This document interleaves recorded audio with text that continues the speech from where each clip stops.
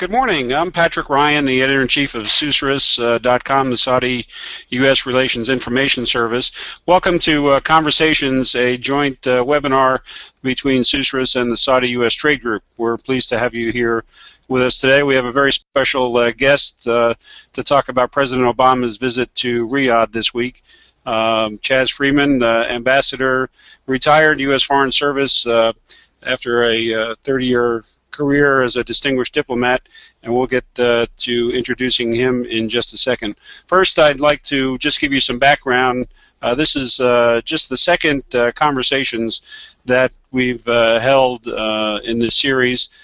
We have one posted to the website that you can go back to and visit, and hopefully we'll have all of these archived on the SUSRIS.com website, so you'll be able to refer back to them and refer your colleagues who didn't get to participate live. They can take a look as well. We're pleased to have this service available to you as one more way to bring you information on what's happening in the U.S.-Saudi relationship, what's happening in the Middle East in general, and specifically what's happening in the Kingdom of Saudi Arabia. We're co-hosted this morning with Richard Wilson, the president of the Saudi-U.S. Trade Group.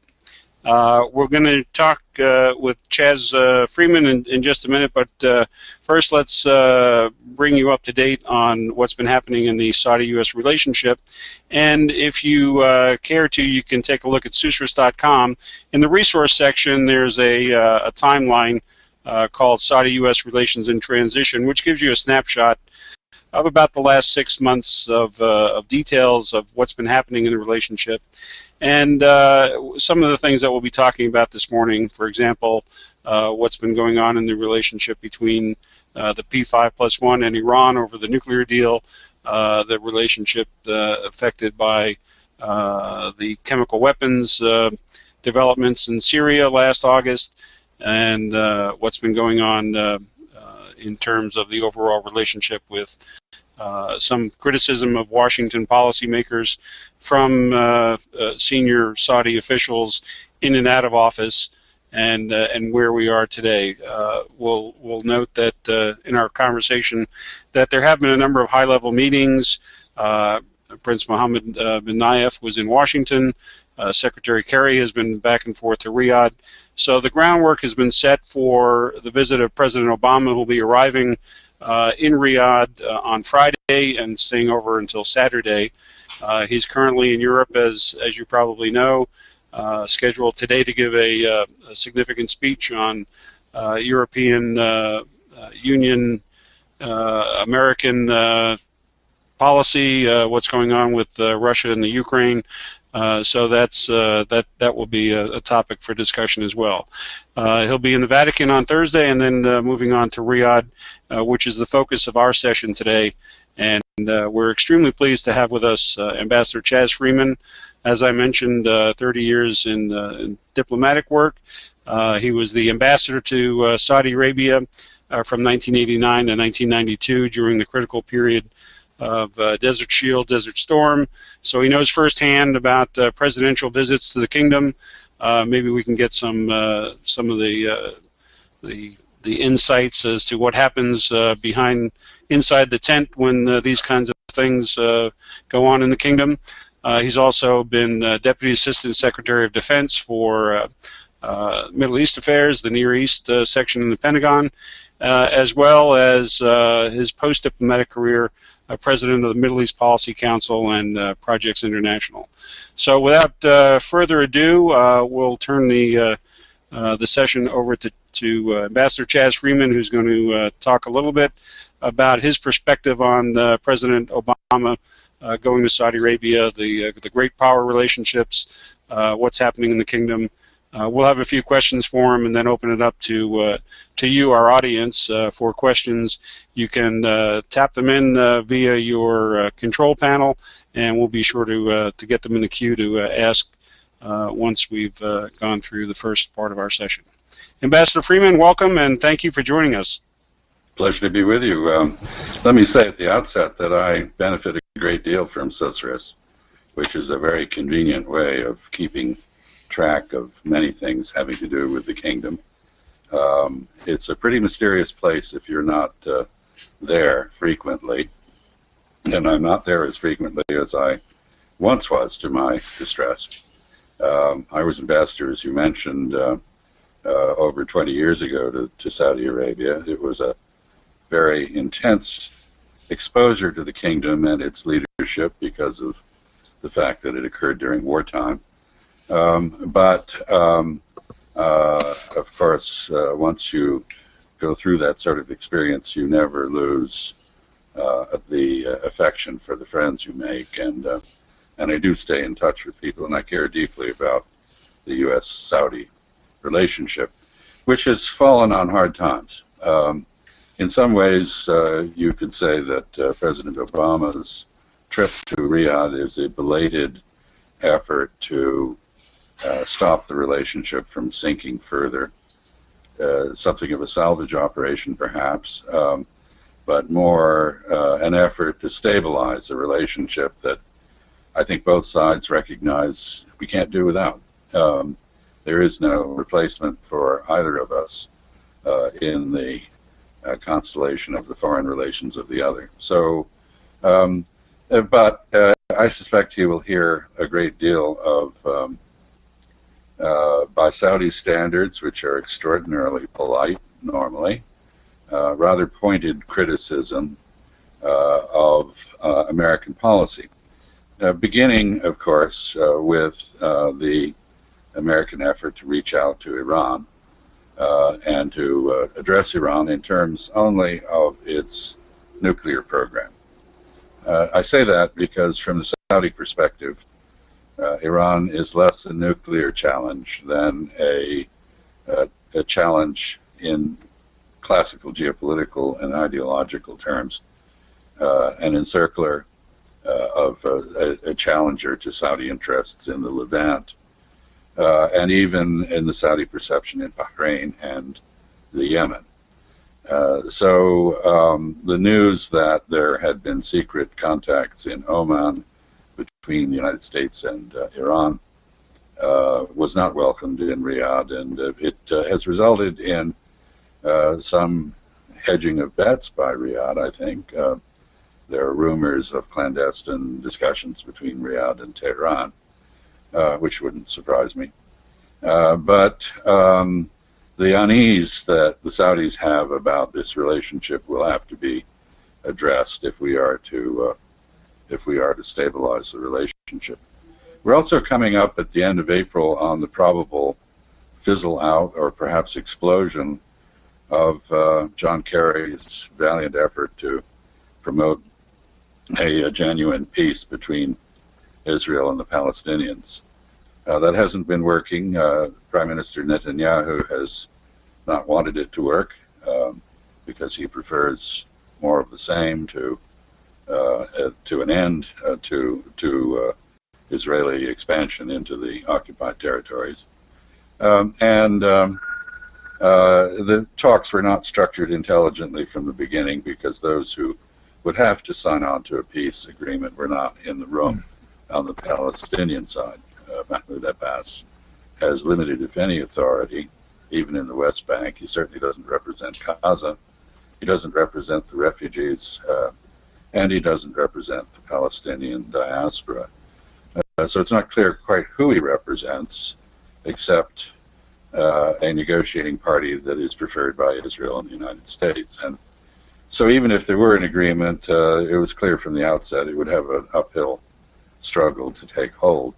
And it doesn't appear that there is going to be an agreement. And in the end, therefore, this interim effort by Secretary Kerry will have bought peace for Israel in international organizations where Israel faced assault by Palestinian lawfare, that is, the use of legal arguments to appeal to those who are disturbed by Israeli behavior and to punish that behavior. But it brought no peace to the Palestinians, and it is not going to bring peace to the Holy Land. And this is an issue of great importance to Saudis. So there will have to be discussion of this as well. The situation in Bahrain, which continues to be unstable and difficult, is of concern, obviously, to both countries. And there's also the issue of Egypt. We've just seen, I don't know whether I blanked out there or not. The computer went down for a moment. We've just seen the... No, you're still with us, Ambassador. I'm glad to hear that. The Egyptian government under General al-Sisi has just done the extraordinary thing of condemning 529 people to death, many in absentia, after a 2-day trial of extremely dubious validity. This is by any standard extreme, and it really brings to a head the confrontation between the U.S. and Saudi Arabia over conditions in Egypt, where the Saudis have actively supported the military regime that overthrew Mohammed Morsi's Muslim Brotherhood. They themselves have outlawed the Muslim Brotherhood as a terrorist organization, following the Egyptians in that. And they have been talking to the Russians, apparently, about financing Russian arms sales to replace those suspended by the United States. All in all, to sum this up, we have a relationship which now is robust in the counterterrorism area, where we share enemies, but which no longer has the automatic mutual support that it once did. Saudi Arabia traditionally marched pretty much in lockstep with U.S. policy, with a few exceptions, and the U.S. was, I think, quite deferential to Saudi interests. That's not the case now. So Mr. Obama is challenged to try to find some new basis for a restoration of trust, which has been badly damaged, and an expansion of cooperation. Now, just to wind up, you said correctly at the beginning that there have been a number of visits back and forth. The normal pattern with presidential visits is that there is pre-negotiation of a series of agreements or understandings that can be claimed by the president as achievements. And I wouldn't be surprised if that's the case here. But specific agreements are, in a sense, not the point. The point is to find a way to reaffirm the understanding on both sides that, as I said at the outset, we can't do without each other. There's no replacement for the United States in serving Saudi Arabia's interests, and Saudi Arabia is irreplaceable in U.S. foreign policy as well. So I think I will stop here. I'll just say finally that one of the things that is most remarkable about the kingdom is that it has made huge progress in many, many areas, but you see it really only in the rear view mirror. It's pretty undetectable as it goes forward. So it's hard to say what surprises Saudi Arabia will have in store for us in the years to come. But it is still a very dynamic, if quiet, place. Well, thank you for that. I'm recalling our conversation in August as a prelude to what we're engaged in today, and you had made some points about Saudi-U.S. relations. It was the middle of August, and you said that there was some convergence between the Saudi position and the American position regarding Syria in the short to midterm. You made the point that it was obvious and no surprise to anyone that there had been some shock in Riyadh over the developments in Egypt, especially the turning out of President Mubarak and the American vacillation over what to do regarding Egypt. The third point that you had made was that the Saudis were worried, as you stated in your preamble today, that Iran was not exclusively a nuclear weapons development issue for them, but their concern about Iranian hegemony in the Gulf, the Sunni-Shia divide. And 4 days after that, we had the chemical weapons attack in Syria, and 3 months after that, we had the interim nuclear agreement with Iran. So the landscape has changed a little bit since the last time we spoke. Maybe you can bring us up to date on you talked about evolution of the relationship and how the relationship between Washington and Riyadh goes through these various steps.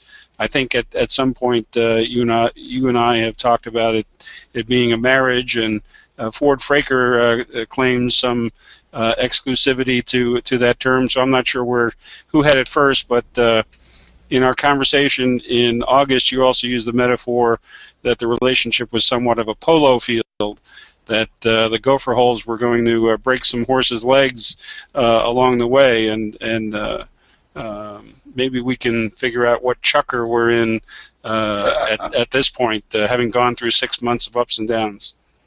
Well, I think I'm glad you brought in Syria, because I didn't mention that, and I should have. And that is, in fact, one of the areas where there may be the possibility of restoring some sort of convergence of views. It's pretty clear that the emphasis in Saudi policy, which had been on assisting the violent overthrow of the Assad government to the exclusion of virtually every other consideration, is now more nuanced and balanced, with a greater concern about the impact of Syria as a sort of hatchery for terrorists with regional, if not global, reach.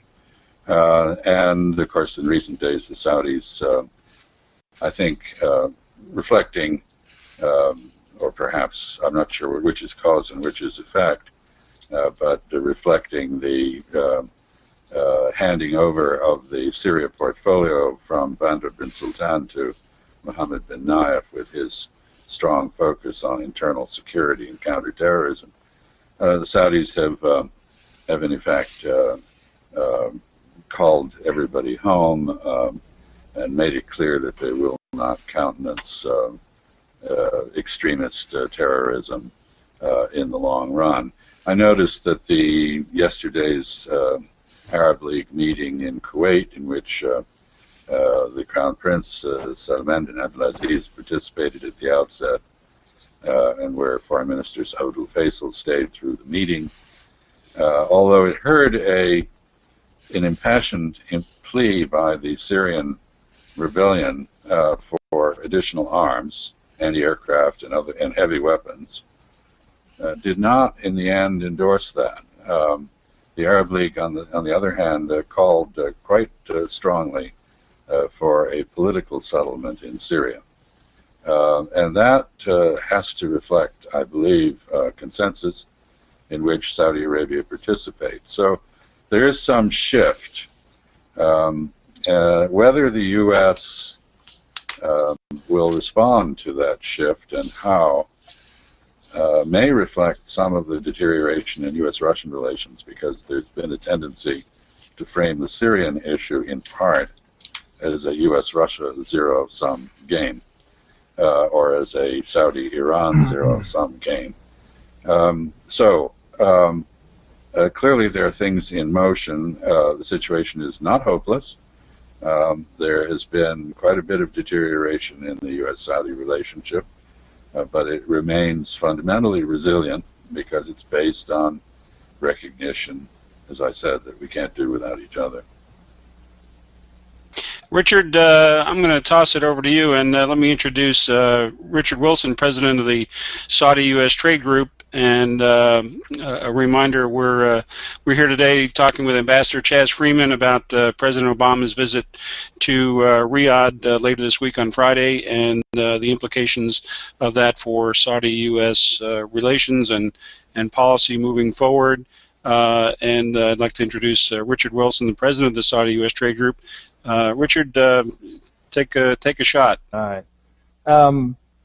Chas, you're renowned as a seasoned, experienced diplomat. I happen to know you as a very pragmatic person individually, but also in terms of resolution of differences. Now, and you were headed down this road. How do you make these two ends meet with regard to Iran, Egypt, and Syria? Now, it's clear from the American side, from the U.S. side, we're very interested in de-escalating the nuclear issue, and we'll continue to pursue that with the P5+1. That obviously is unnerving to the Saudis. How do we reassure the Saudis that we get it in terms of the geopolitical threat that Iran represents? Likewise, in Egypt, the Saudis would love for us to release those Apache helicopters and get more involved in that front. It's less likely we'll do that. And likewise on Syria, I've been fascinated by the groundwork that's been done over the last 6 weeks with Mohammed bin Naif taking over the portfolio, Mitab bin Abdullah being more involved, intelligence cooperation in D.C. and elsewhere. There's clearly a framework that's being put in place. But the U.S. is still not interested in lethal aid.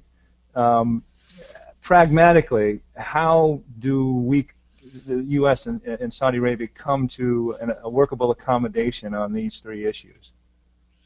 Well, those are, of course, excellent and questions which can't really be answered.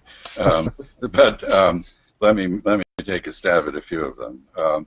I think the Saudi concern about Iran really has two major elements. One is that in the course of doing a nuclear deal with Iran, which does seem to be within reach, we will either inadvertently or explicitly confirm the gains in Iranian influence that it made under bungled U.S. policies over the past 15 years. That is to say, the installation of a pro-Iranian regime in Baghdad, the failure to entice Syria out of the Iranian orbit,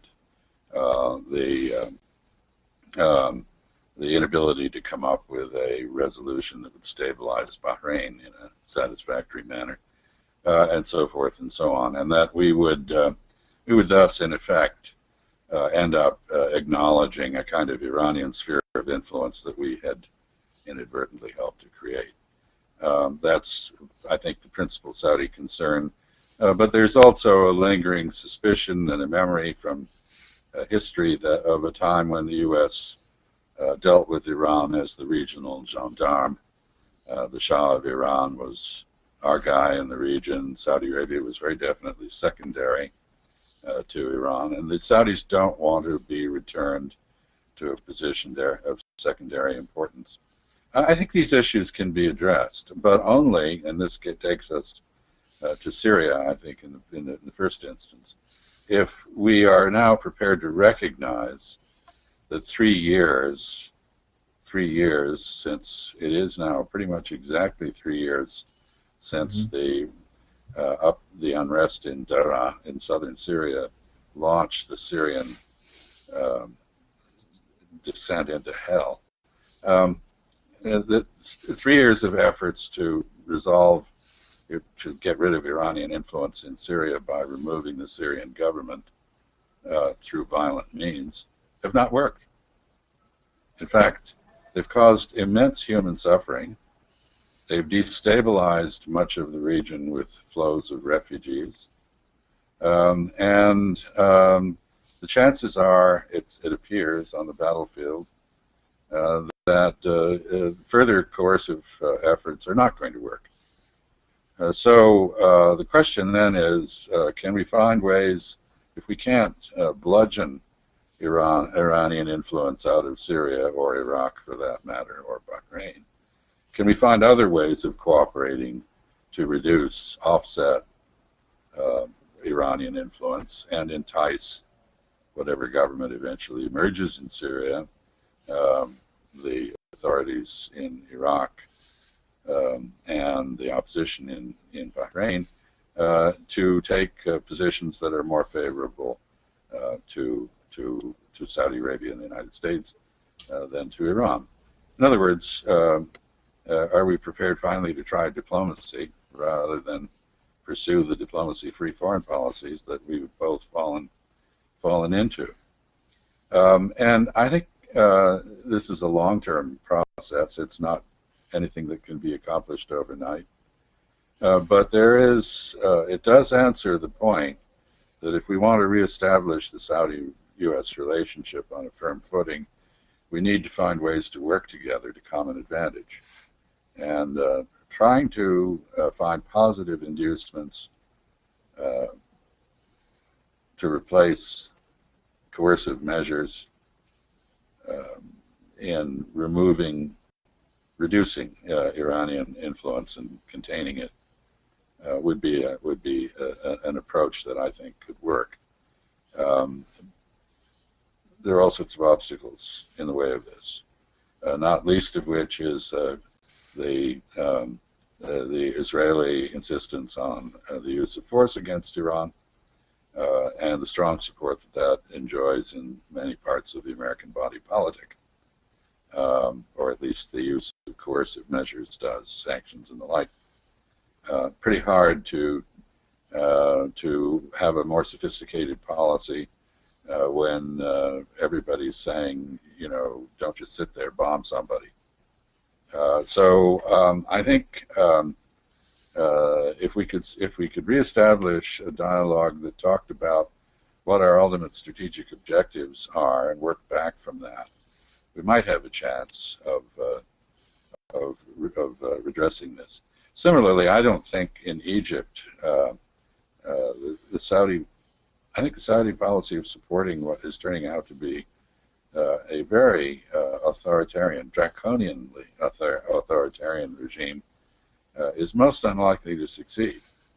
It's no more likely to succeed than the American tactic of trying to ostracize Egypt into reforms. We both need to sit down and rethink this.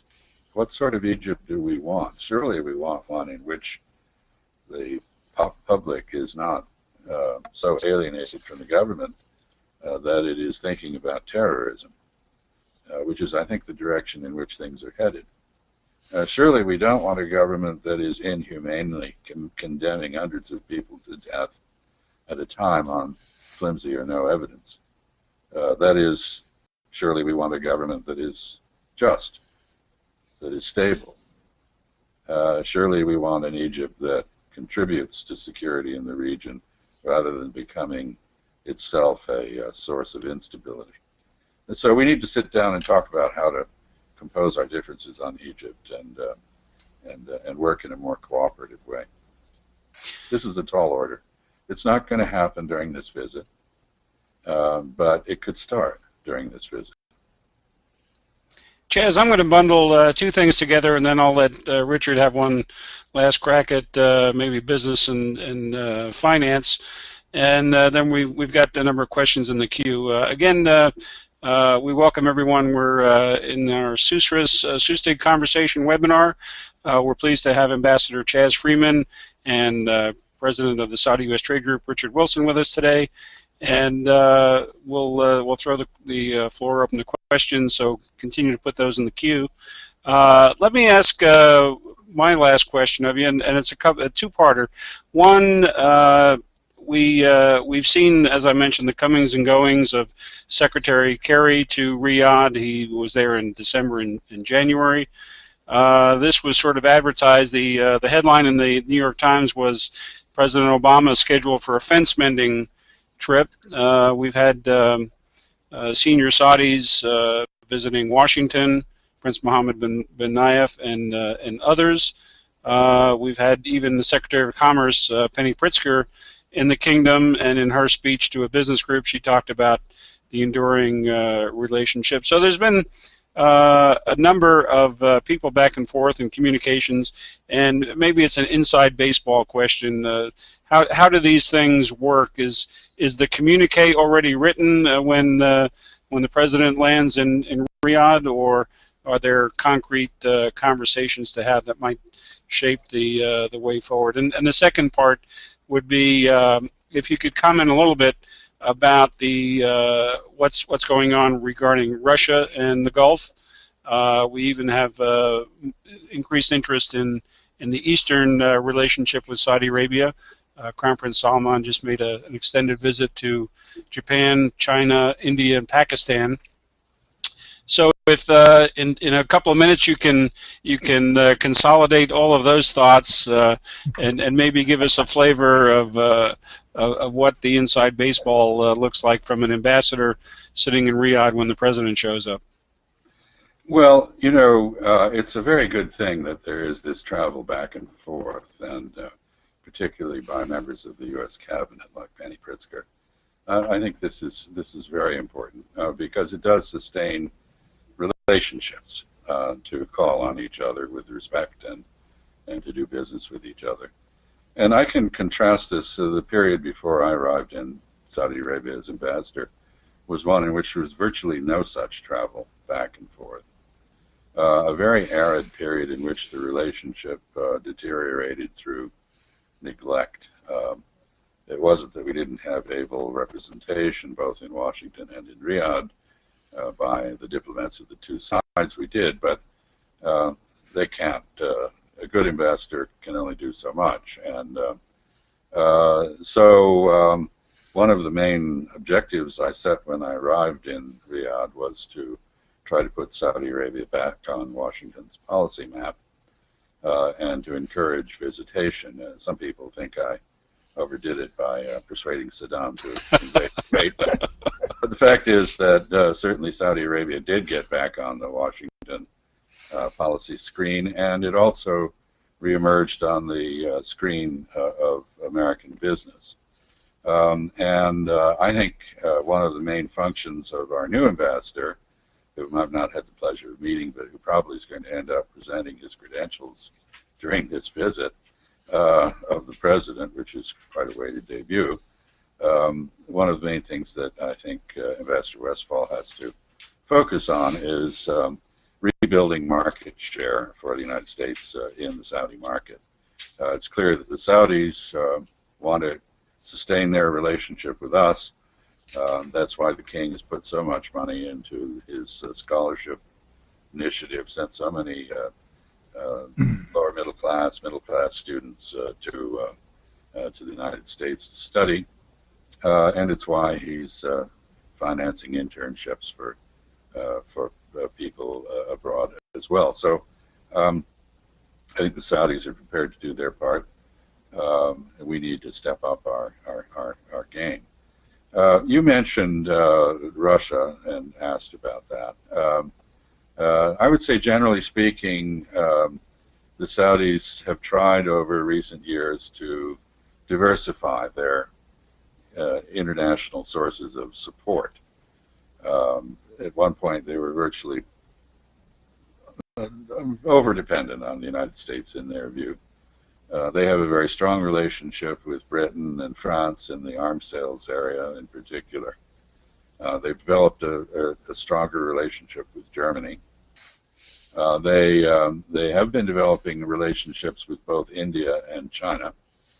I think there are limits to both, how far they can be developed. In the case of India, the issue is Indian self-absorption and India's hostile relationship with Pakistan, which is a key Saudi ally. In the case of China, it's Chinese unwillingness to get involved in the political struggles of the Middle East and its desire to do business rather than become embroiled in or entangled in other people's quarrels, very much like the U.S. in the early days of our republic. And in the case of Russia, the relationship which the Saudis tried very hard to develop has fallen away as differences emerged over Syria in particular.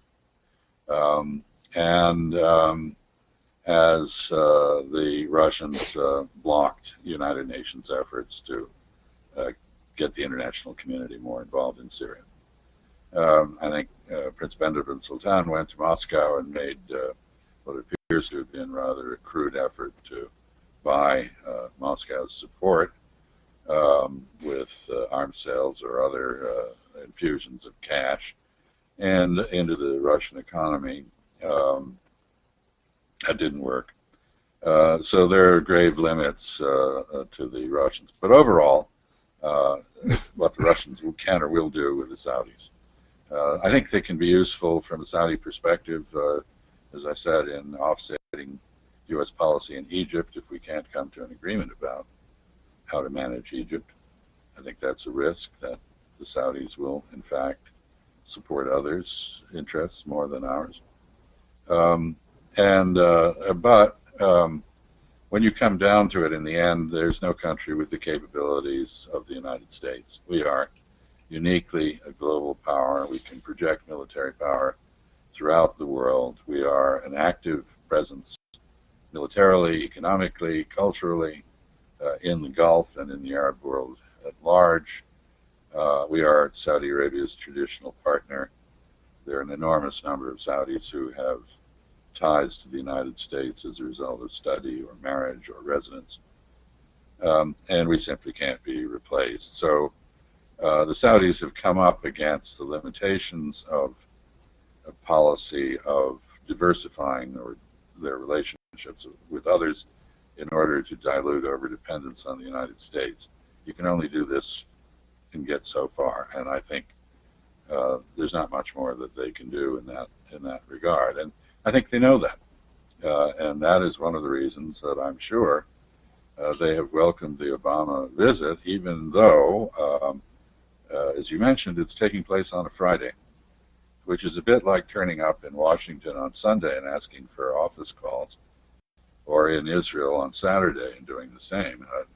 It's not exactly the best timing or most respectful timing we might have picked. But I think it's a measure of the importance the Saudis attach to the relationship, that they're willing to go along with that, notwithstanding the religious and social awkwardness that it presents. Well, at least he didn't show up at the Vatican on Sunday to meet the Pope. Well, that's true. That's a bright spot in our diplomacy, I guess. Richard, over to you. Yeah, Chas, I was struck by your observation earlier that you really aren't aware of the extent of change until you look in the rearview mirror. And Saudi-U.S. Trade Group obviously is particularly interested in trade and business. You've been practicing. You've been doing business, commerce, and an assorted number of deals in that region, and specifically with Saudi Arabia, for close to 20 years. I know, since I worked closely with you in the 90s, that the nature of your interests were water and power and that sort of thing. But also, since that time, Saudi Arabia talks a great deal about increased ease of access. They often point to the World Bank ease of doing business numbers. When you first started, they weren't even in the ratings. They got up as high as 11. They're now about 26. But it's a point of focus for them. The Saudi Arabian General Investment Authority was tasked specifically with promoting greater ease of business and more external partnership in Saudi Arabia. What's been your personal experience on two fronts? A, the sectors in which you find most interesting in terms of business, and B, the mechanism of doing business. Have all these things improved? How have they evolved? Well, I think there's one of the several revolutionary acts, if I can use that term, that King Abdullah has engineered, was the accession to the WTO, the World Trade Organization, and the abandonment of Saudi Arabia's traditional insistence on its own standards, even though those did not conform to the standards that applied everywhere else. Basically, Saudi Arabia joined the world. That has made, as you say, ease of access, the ease of doing business a great deal. It has brought about a great advance in these areas. It's easier to get to Saudi Arabia. It's easier to do business there. And I certainly have experienced that. I should say my company, the company I chair, Projects International, is global. It's not focused on the Middle East or on Saudi Arabia. And in fact, most of our activity is not in Saudi Arabia or in the Middle East, but in East Asia, which is where the global center of economic gravity now is. We in the 90s, as you said, as I got involved in this first,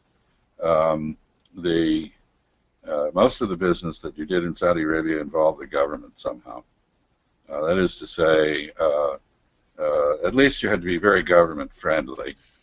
Very often, what was involved, and certainly that's the case with power projects and other things, involved a large measure of government decision making in how the business was done. As the Saudi economy has matured, we found ourselves doing stuff that really has nothing to do with the government, with the Saudi private sector, in a variety of areas, medical equipment and technology, most recently agricultural projects, and specifically farming of shrimp and other marine creatures for food, because food has emerged as a major concern of the Saudi government, food security, and it is possible to do things in Saudi Arabia itself. The government does help with finance, but the private sector is very vigorous, and so I think the change has been toward a less government-driven, more business-driven, more normal kind of commercial relationship with the outside world. And in this environment, there are opportunities, for example, in the IT area where we're also doing some things. In this new environment, you don't necessarily find yourself dealing only with the established merchant houses, but sometimes with relatively small and hungry young entrepreneurs. So Saudi Arabia is part of the world in a way that it wasn't, certainly when I first arrived there a quarter century ago. We have a question from Columbia, South Carolina. Reb Thomas is with us in our audience, and he submitted overnight a question concerning the knowledge economy, and he noted that it was part of the fifth-year plan that we're currently engaged in. The question from Reb, who has a website, not surprisingly, called knowledgeeconomy.com. He asked, Ambassador, what thoughts can you share regarding the United States and Saudi Arabia accelerating the development of their knowledge economy partnership? And can you suggest specific ways that universities, companies, NGOs, and government agencies in each country can do more to foster education and entrepreneurship? And Richard, you might want to add in your comments, because I know the U.S.-Saudi Business Opportunities Forums, the three of them that you've been actively involved in organizing, addressed some of the knowledge economy questions as well. Well, I think this has been a major theme under King Abdullah.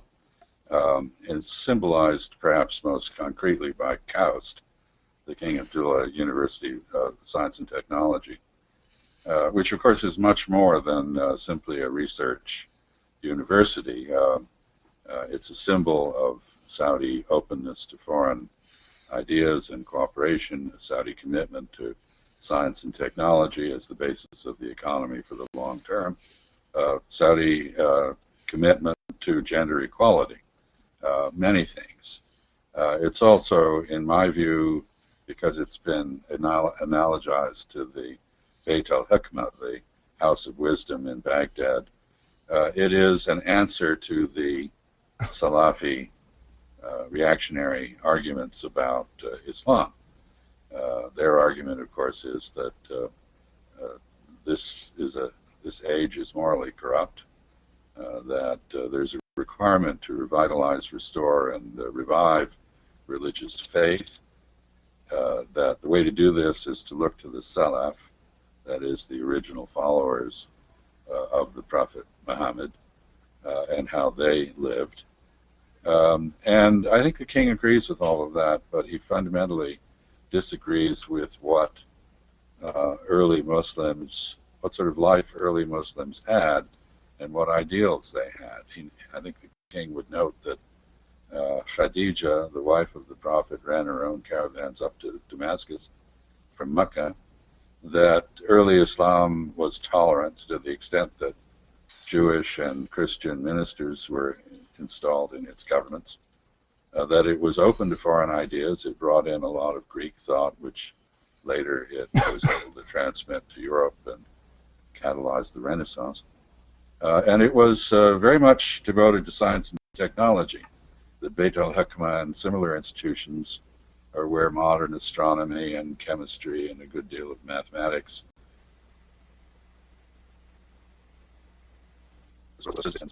had their first flowering. So I think the king wants to revitalize Islam and his own kingdom by reference to those historic Islamic examples, but he's also stealing the narrative of violent opponents of the regime. I'm involved in a specific set of possible transactions, not yet concluded, with distance learning, which has a tremendous future in the Arab world, as it does elsewhere. The harnessing of the internet to and websites to the requirement of education is just beginning, not just here in the United States, but in Saudi Arabia and elsewhere. And it has enormous applications. I think the decisions to reform the educational system in Saudi Arabia that have been taken in recent years, the removal of women's education from the religious authorities' purview and the placement of it within the government, the expansion of universities, the authorization of private universities, the organization of major universities for women. All of these things show the commitment of the kingdom to this area, and they also, of course, provide opportunities, because in some respects the United States has pioneered different forms of education. The modern university owes a great deal to the American model, and we are in the forefront of experimentation, particularly in higher education.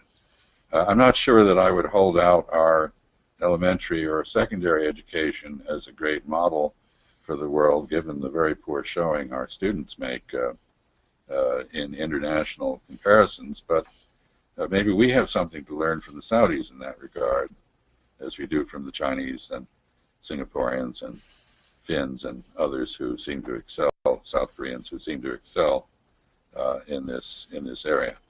But one thing, and I'll just end here, one thing that Americans have to offer Saudis is our broad international experience and connections.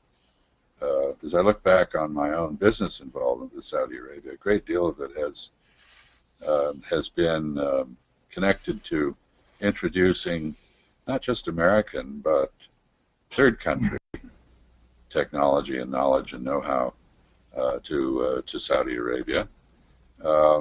We are a bridge for the Saudis, who in previous years did not learn enough about many societies on the planet, China, Japan, Korea, even India, and or Latin America. And we have something to offer because of our global vision, our global role, which I think is just beginning to be realized. On the topic of education, we have a question from Lois Critchfield. Pat, can I expand a little bit on? Oh, sure. Please do. Sorry, Richard. Go ahead. And to build a little bit on the symbolism of Kaus, Chas, I think it's notable that the king tasked Aramco to both build it and continue to oversee it, as sort of a bridge from the past and contemporary driving economic forces to hopefully what the future will be. Now, Pat mentioned the U.S. Saudi Business Opportunities Forums, which SUSTIG has been a key organizer along with partners over the last 4 years in Chicago, Atlanta, and L.A. Saudi Arabia has come out and stated they'd like to be a knowledge economy by 2022. I think it's useful and valuable to set these kinds of goals. Part of what these forums were about was to telegraph exactly this message, that Saudi Arabia is looking to transition and diversify from its energy-based economy to one that's more knowledge-based. Now, it's a lesson, and I think it's instructive when you make that kind of statement, because a knowledge-based economy requires a well-functioning economic and regulatory environment, requires a skilled and educated workforce, requires ease of innovation. All these things I think Saudi Arabia is working to implement.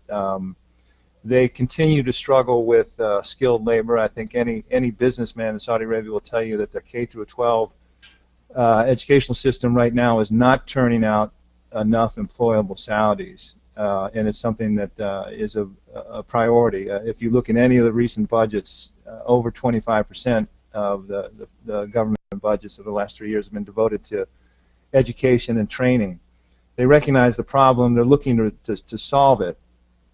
Another aspect of a knowledge economy is you have to have some sectors that you're particularly interested in and want to have focus on. And Saudi Arabia has come out strongly that they want to focus on IT, telecommunications, healthcare, energy, life sciences. All these areas are critical to Saudi Arabia making this transition. Today, probably 80% of the doctors, scientists in Saudi Arabia are foreign. They're not Saudi. So they have significant hurdles to overcome if they want to become a knowledge society. But I think they've taken real steps to achieve that, not the least of which, and we haven't mentioned it, but I think we're all fans of the King Abdullah Scholarship Program, which is a very aggressive program that sends Saudis abroad. There's the official numbers, the stated numbers are 75,000 in the U.S. The real numbers are larger. The number of women involved with that is over 25%. I think current and new participants in the King Abdullah Scholarship Program, that percentage of women is even higher. The point being is these students are coming over and they're focusing on science, technology, engineering, math, the sorts of curriculums and expertise and training that is fundamental to building a knowledge economy. So the 2022 target is very interesting. The underpinnings to achieving that is equally interesting. And I'm not surprised, Chas, that you're seeing more opportunities in IT and in knowledge economy sectors. And it's very encouraging from Saudi Arabia. The question for Saudi Arabia, and we've talked a lot about the regional threats and the geostrategic concerns. Saudi Arabia needs to make this transition. They need to employ this extremely large youth bulge. They need to continue to revamp their economy and diversify and make this sort of progress in order to maintain domestic stability. If they can achieve this, and in fact are somewhat successful in getting to a knowledge economy by 2022, they've done a great job. Yeah, and actually, if you think about it, Richard, this is part of a long-term trajectory that's taken Saudi Arabia very, very far in a short time. In 1975, King Faisal paid with his life, in part for having introduced women's education. That wasn't so long ago.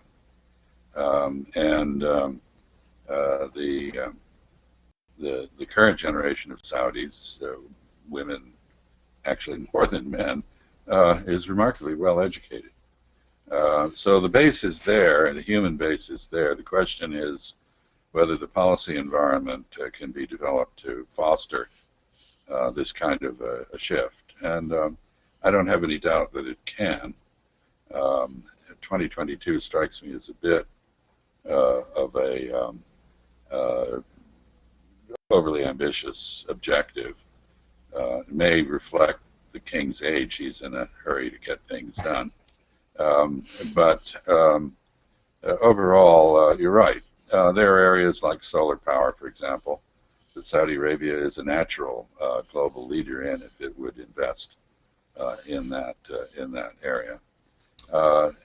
So KAUST actually emphasizes most of the areas that you mentioned, and it is a potential driver and partner in Saudi Arabia with enterprises in these areas. I'm going to be the advocate for our questioners here and move to the next one.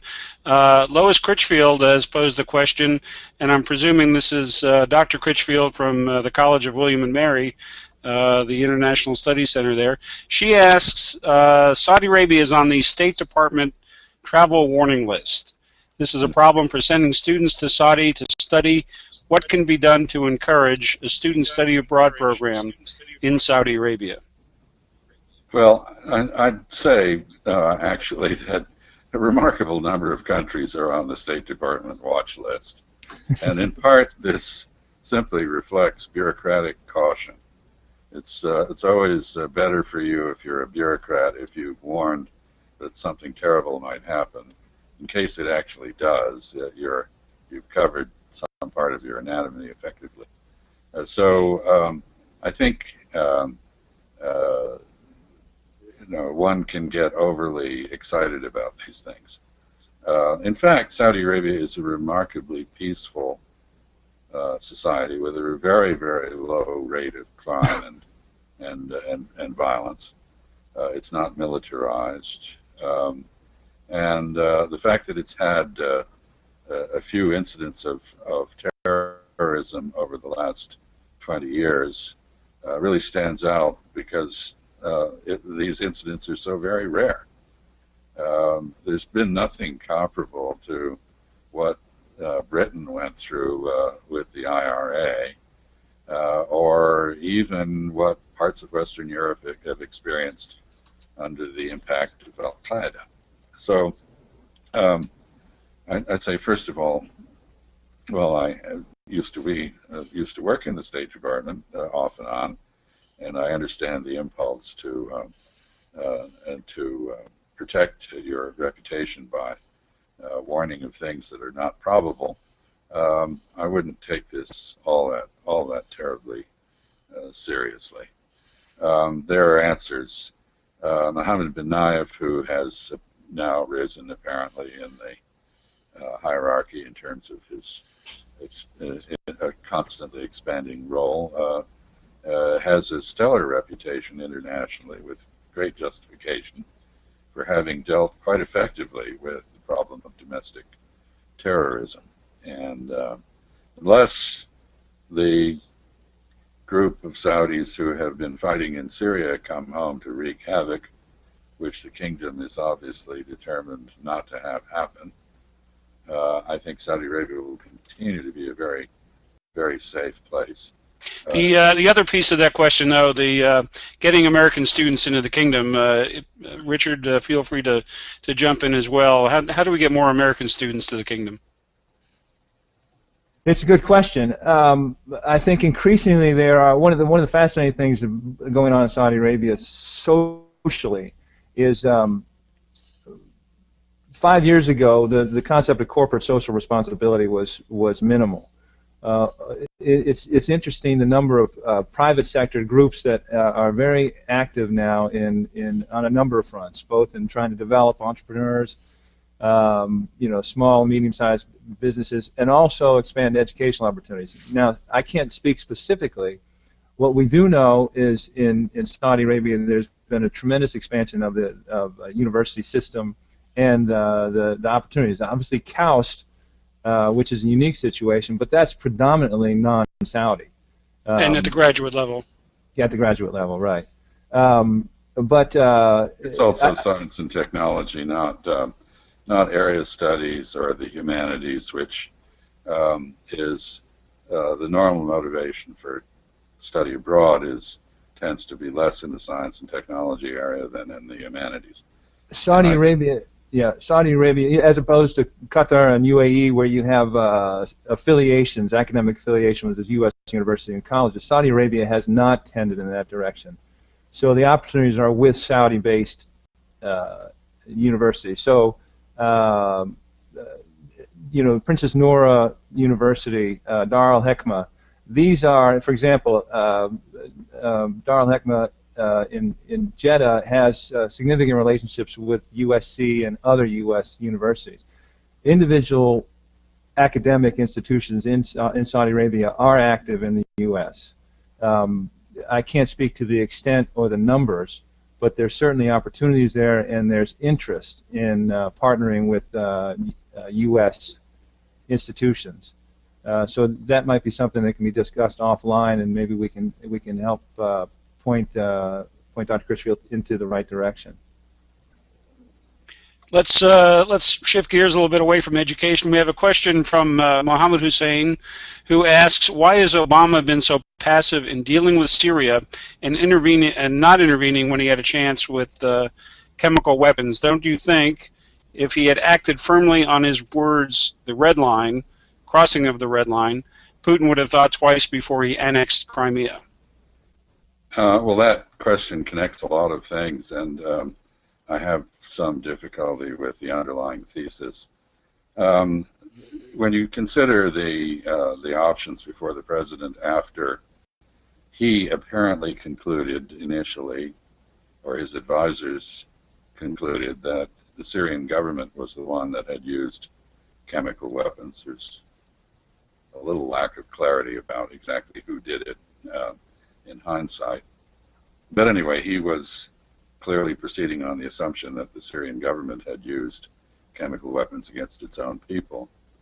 A military response probably would have exacerbated the problem rather than helped it,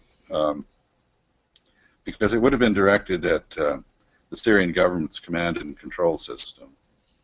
I understand that there were approximately 500 precision-guided missiles to be fired as part of this proposed planned response. And the deterioration in the Syrian government's command and control system would have, among other things, damaged its control of chemical weapons and allowed those weapons to fall into the hands of local commanders or warlords or the resistance. And I don't think it would have been at all helpful. And I think that is a large reason for the president finally not authorizing the course that he had asked to have planned. Another reason, of course, was lack of political support in the United States. But I think there were sound military reasons for having second thoughts about that particular course of action. Military options with Syria really don't exist. You'd have to behave like Genghis Khan to solve the problem of sectarian strife in Syria. The example of Iraq is instructive in that regard. We very efficiently removed the regime in Baghdad, Saddam Hussein, and we proved unable to replace it with anything that could command universal authority or restore domestic tranquility to Iraq. So military options not only kill a lot of people, but they don't seem to solve the underlying political problems terribly well, which is why I think the Arab League's call for a political settlement in Syria makes sense. Finally, I don't see this as linked to Mr. Putin on Crimea. I think Mr. Putin behaved with all of the finesse of a famous but not terribly highly regarded American president, Polk, who took advantage of self-determination in Texas, sure. Which seceded from Mexico, to then annex Texas to the United States. Some of us think that was a grave error, but anyway, it worked. And Mr. Putin clearly rode a wave of Ukrainian anti-Kiev sentiment in Crimea to support for Crimea's secession, and then its fairly prompt accession to the Russian Federation. Very deftly done politically, but reflecting factors that are really historically quite unique. Crimea had been part of Russia for 200 years. Nikita Khrushchev gratuitously gave it to his homeland, Ukraine, in 1954. That never really made a lot of sense. And the majority of people there were Russian-speaking and identified with Russia, and that was reflected in the hastily organized, but probably truly representative plebiscite that took place. I don't really see this as being much analogous to Syria, although I would note that Russian policy towards Syria does reflect a couple of factors that are relevant. First, on the international stage, they want to prove that they are more reliable backers of their proteges than the United States was of Mubarak in Egypt. And one of their reasons for toughing it out with Assad is to make this point. But beyond that, I think many Russians look at Syria with its one-party government, Ba'athist government, and its many sectarian divisions, and they see Syria's pain as something that could happen in Russia itself. So there is a stake that the Russians feel they have in proving that the kind of regime change that outsiders are assisting Syrians to try to achieve can't work in Russia. So I think it's very complex, but I think it's a great question. But I thought at the time the military arguments for a strike weren't very compelling, and it probably would have been counterproductive. Well, as you may know, we're based here in the great state of Tennessee, although I'm not a native, so we won't get our backup about James K. Polk. But we'll move on from there. Just to remind everybody, we're in a SUSRIS-SUSTIG conversation webinar, and we've totally exhausted our time with Ambassador Freeman, but he seems to be enjoying this, and we'll impose perhaps one or two more questions on you, Ambassador, if you have the endurance. Briefly, please. Okay. Briefly, the question comes from both Paul Mutter and Arif Ansari, dealing with the fracture in the GCC over Qatar and the withdrawal of ambassadors from Bahrain, UAE, and Saudi Arabia. They come at it from two different directions. One question about the Saudi game plan going forward, and Arif Ansari asked the future of the GCC Defense Council, given the differences. Maybe you can just give a concise picture of what your view is of what's going on within the GCC. Well, I think the GCC has never risen to its potential precisely because of differences between its members on the fundamental issues. And in the defense area in particular, traditionally Oman has been very suspicious of Saudi domination of defense arrangements. Qatar and Saudi Arabia have a long history of somewhat fractious relationship. That was aggravated when Qatar freed Al Jazeera to do what it does. I must say the Arabic service of Al Jazeera is not at all up to the standard of the English service, and there's a lot of irresponsible talk that goes on in that forum. So I'm not surprised that the Saudis and others in the region are deeply annoyed by that. Still, in a sense, what's happened in the GCC, it seems to me, is part of a larger pattern of that I think is very questionable. I frankly don't see how countering Iranian influence in the region, which Saudi Arabia very much wants to do, and I think Qatar wants to do too, certainly the Emirates want to do, I don't see how this is well advanced by standing on sectarian differences. I don't see how doing that unites Arabs rather than divides them. That is to say, it so would seem to me that Saudi policy, I think Qatari policy, would be much better served by emphasizing Aruba, the Arabness of their identity, rather than Sunni identity in contrast to Shia identity. Because when it comes in the end, Iraqis are Arabs, first and foremost, as they showed in the war with Iran. Syrians are Arabs, first and foremost, traditionally. Lebanese are Arabs. Palestinians are Arabs. And Egyptians are Arabs too, although some Saudis would dispute that. I think in a sense the differences with Qatar reflect a flawed concept of policy and the struggle in the region, which has become sectarian rather than national in origin. And it's tragic because without the GCC retaining some degree of unity, its members are too small, and even Saudi Arabia, without the support of the others, is very limited in what it can do.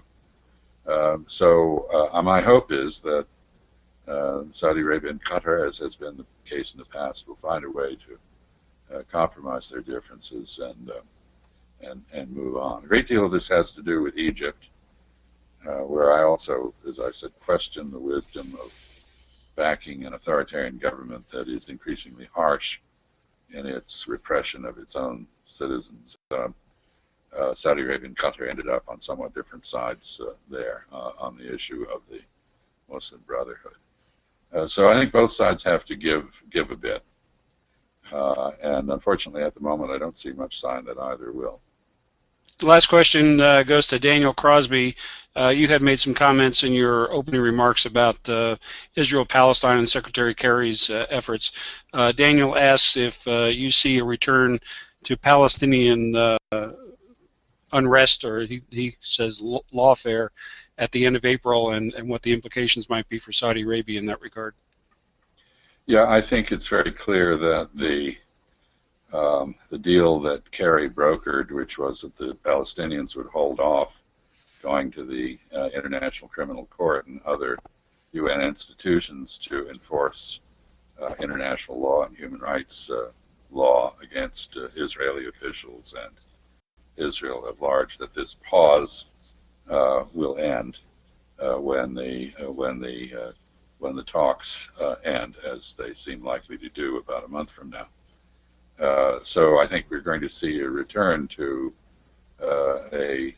actually less a return than the initiation of a strong Palestinian push in international fora to condemn Israel, to punish it, to isolate it, to support the boycott, disinvestment, and sanctions movement. And I think this will achieve a certain measure of success, because Israel has managed to alienate many of its traditional supporters, not the United States, which remains strongly behind Israel, and which I don't think will break ranks with Israel. But Israel's isolation will result in some degree of isolation for us. I'm more concerned, in a sense, if there's no hope of a political settlement and solution of the Palestine-Israel problem,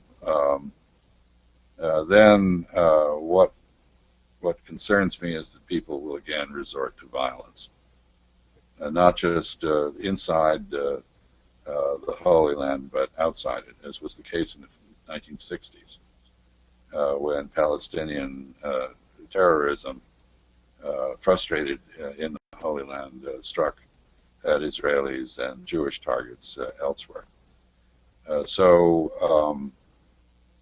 I think at the bottom is what I think is a mistaken Israeli assumption that Israel can live in the region with a gun trained on everyone without having made any friends. I think in the long run that is not a recipe for survival of the Jewish state, whatever may happen inside it. So I think Israel needs peace if it is to survive and prosper over the long term. And I don't think the current government in Israel has been prepared to make the decisions necessary to achieve that. It's too bad. Too bad, and very bad for Americans. Ambassador Chas Freeman, thanks so much for spending double time with us this morning over what we had agreed to. Appreciate your experience and insights and perspectives, and thank you, as always, for spending time to talk with me for our audience in SUSRIS, the interviews over the years that you've done, and now bringing us our first interactive webinar. Any last thoughts on President Obama's visit or any other things we brought to the table today? Well, I'd like to hope that it will mark a break in the deterioration in the relationship, shoring it up, and the beginning of some climb back to a more productive cooperation across the board. And I think that can happen. Terrific. Thanks again. Richard, the Saudi-U.S. Trade Group and SUSRIS are going to continue with these webinars. Next week, we'll have a post-mortem on President Obama's visit. We have Thomas Lippman and Dr. Theodore Karasik, who comes to us from Dubai, from Enigma, the think tank in Dubai. You have any last comments about the webinars or about what we've put on the table today? Me or Chas? I think Chas is... Go ahead, Richard. Chas. No, delighted to be part of it, Chas. Thanks very much. Pat, it's a great franchise that we've begun, and I'm looking forward to next week, and hopefully they'll have some positive things to discuss as Chas outlined some options and some potential routes that we might take. Inshallah. Inshallah. On that note, thank you everyone out in the audience for joining us, for submitting questions. We look forward to you joining us again next week, next Wednesday again at 10 Eastern time, and we'll have some more thoughtful conversation for you.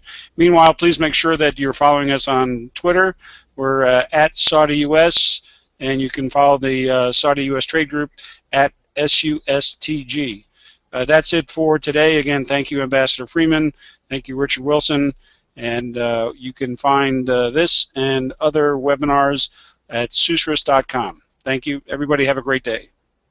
Thanks, Pat. Bye-bye.